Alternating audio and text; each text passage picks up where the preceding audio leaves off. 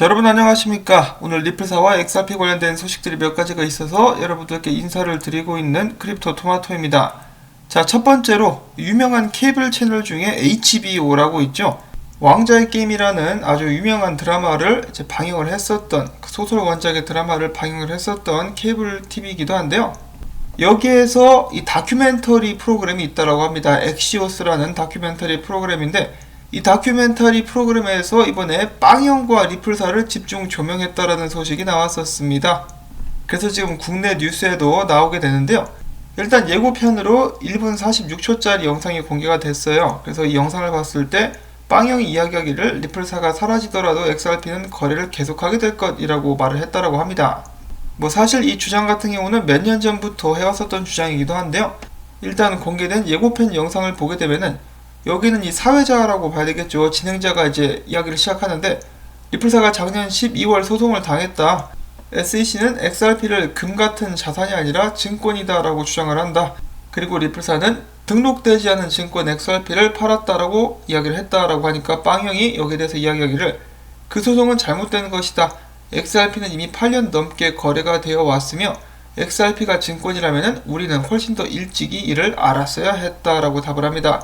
자, 그러자 사회자가 이야기하기를 그렇다면은 이 소송에 대해서 리플사의 대응은 SEC가 XRP 거래를 8년 동안 허용했기 때문에 그냥 놔둬야 한다라는 것인가 라고 반문하자 빵형이 허허허 웃으면서 아니다. 우리의 주장은 만약 당신이 어떤 회사의 증권을 소유하게 될 때 이를 통해서 그는 그 회사의 지분을 갖게 된다라는 것인데, 리플사 같은 경우는 당장에 사라진다 할지라도 XRP는 여전히 남아서 앞으로도 전 세계에서 거래가 계속되게 될 것이다. 자, 이렇게 질문을 전체적으로 보니까 빵형이 왜 저렇게 답변을 했는지 조금 더 잘 이해가 되기도 하죠. 자, 그 다음에 빵형은 이어서 이야기하기를 영국, 일본, 스위스, 싱가포르 등 여러 나라들은 이미 XRP가 증권이 아니라고 답을 내렸다. 오로지 지구상에서 미국만이 XRP를 증권이라고 주장을 한다. 이는 단순히 리플사에게만 악영향을 끼치는 게 아니라 미국에서 사업하는 암호화폐 업계 전체에 악영향을 끼치며, 이 때문에 미국보다는 미국 외의 국가로 이 암호화폐 관련된 사업들을 밀어내고 있다라고 이야기를 합니다. 자, 근데 여기까지는 괜찮았어요. 근데 또 빵형이 마지막에 그새를 못 참고 한마디를 덧붙이게 되는데요. 자, 만약에 정말 암호화폐가 지불의 새로운 인프라라고 생각한다면은 이 기술 배경에 어떤 나라들이 각 기술에 대한 통제권을 가지는지 생각해봐야 된다라고 이야기를 합니다. 예고편 영상이 여기서 딱 끝나가지고 구체적인 내용은 알 수가 없겠지만은 뭘 이야기하는 것이겠습니까? 또 중국이 비트코인이랑 이더리움 채굴자들을 통해서 통제할 수 있다라고 주장을 하지 않았을까라는 생각이 듭니다. 그 이야기는 좀 그만했으면 좋겠는데, 자, 물론 아니었기를 바랍니다. 자, 이렇게 해서 다시 한번 리플사와 빵형이 미디어에서 다뤄지게 되는 계기가 되었다라고 볼 수가 있겠는데요. 유난히 리플사 같은 경우는 유명 매체에 그 이름을 자주 올리고 빵형도 TV에 꽤 많이 나오죠.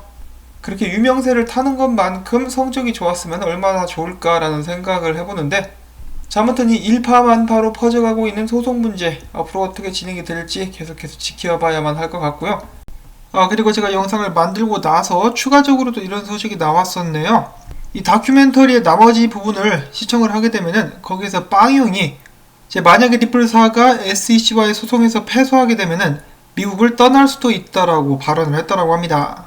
참고로 저번 주에는 크리스 랄슨이 샌프란시스코에서 리플사는 본사를 옮기지 않을 것이라고 또 발언을 했었죠. 이를 두고 미디어는 이 빵형의 발언은 SEC와의 소송에서 리플사가 승리할 것이라는 확신 속에서 나온 것으로 보인다라는 평가를 내리기도 했었다라고 합니다.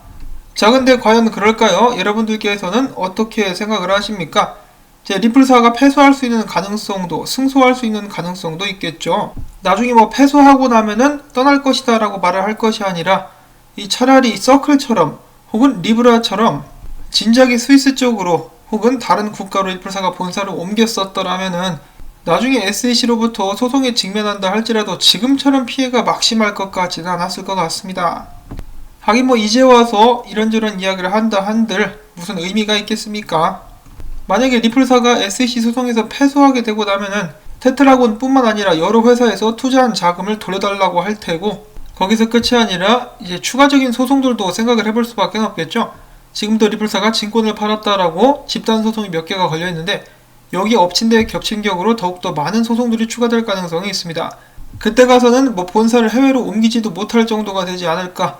자, 이거 같은 경우는 최악 중에 최악의 시나리오라고 볼 수가 있겠고요. 반대로 승소할 수도 있겠고, 가장 좋은 방법은 합의를 하는 것이라고 볼 수가 있겠습니다. 제 개인적으로는 당연히 합의할 것이라고 생각을 하고 있는데, 제 빵형이 패소할 경우에 대해서 이야기를 했다라고 해서 잠깐 동안 공유를 해봤고요. 자, 그 다음에 나온 중요 소식 같은 경우는 좀 좋은 소식 같으면서도 자세히 읽어보면은 아닌 것 같기도 한 그런 소식이라고 볼 수가 있겠습니다.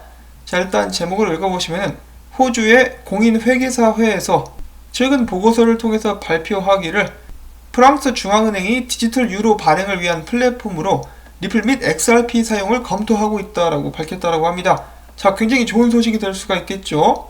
드디어 중앙은행에서 CBDC를 XRP 레저상에서 발행하려고 준비를 하고 있다, 고려를 하고 있다라고 해가지고 굉장히 축배를 들 수 있을 만한 소식이라고 볼 수가 있겠는데, 그 이유를 한번 또 들어보도록 하겠습니다. 프랑스 중앙은행이 리플사의 XRP 레저를 선택한 이유는 바로 XRP 레저는 이더리움의 대체 플랫폼으로 XRP는 리플의 자체 분산 원장에서 트랜잭션을 집행하기 위한 코인이다. 리플은 다른 블록체인들에 비해서 중앙화 수준이 높아서 CBDC의 모델로 다수 은행들이 주목하고 있다라는 설명을 남겼습니다. 잘했다고 칭찬하면서 얼굴에 침 뱉는 그런 보고서가 아닌가 싶은데요. 일단 XRP 레저를 이더리움의 대체 플랫폼으로 봤다. 아니죠. 이더리움은 스마트 컨트랙트가 중점인 블록체인이고 XRP 레저 같은 경우는 지불을 위해서 특화된 그런 블록체인이라고 볼 수가 있겠는데, 그 다음에 이제 굉장히 민감한 부분이라고 볼 수가 있는 부분, 이 다른 블록체인들에 비례해서 XRP는 중앙화 수준이 높다. 리플사 측에서 계속해서 주장하는 것이 이제 XRP 레저 같은 경우는 노드가 완전하게 분산되어 있어가지고 비트코인보다 훨씬 더 탈중앙화되어 있다라고 이야기를 하고 있는데, 이 보고서에서는 그냥 리플사의 XRP 레저가 가장 많이 중앙화가 되어 있어가지고 중앙은행들이 좋아한다라고 이야기를 하고 있는 것이죠. 이건 마치 사귀고 있는 애인한테 가가지고 나는 자기가 못생겨서 너무너무 좋아, 매력 있는 것 같아 라고 이야기를 하는 것 같은, 좋아해야 될지 슬퍼해야 될지 모를 그런 보고서라고 볼 수가 있겠습니다. 근데 잘못된 부분들도 좀 있는 것 같긴 하고요. 자, 그럼에도 불구하고 프랑스 중앙은행이 정말로 XRP 레저 상에서 이 CBDC를 발행하게 된다라고 쳤을 때 이제 굉장히 긍정적인 소식이라고 볼 수가 있겠습니다. 그냥 프랑스의 CBDC가 아니라 디지털 유로를 발행한다라고 하니까요. 지금 현재 유로피언 중앙은행의 총재인 크리스틴 르갈드와 그래도 손을 잡고 XRP 레저가 가장 많이 활용되는 방안으로 나아갈 수 있기를 바라봅니다. 자, 이렇게 해가지고 오늘 나온 짧은 소식들을 한번 정리를 해봤는데요. 뭐니 해도 일단은 XRP 증권 문제가 가장 빨리 먼저 해결될 수 있기를 바라보면서 오늘 영상은 여기서 또 마무리를 짓도록 하겠습니다. 여러분들께 도움이 되셨다면 오늘도 토마토밭에 물 뿌리기 광고 시청을 통해서 부탁을 드리면서 저는 다음에 새로운 소식 가지고 인사를 드리도록 하겠습니다. 안녕히 계십시오.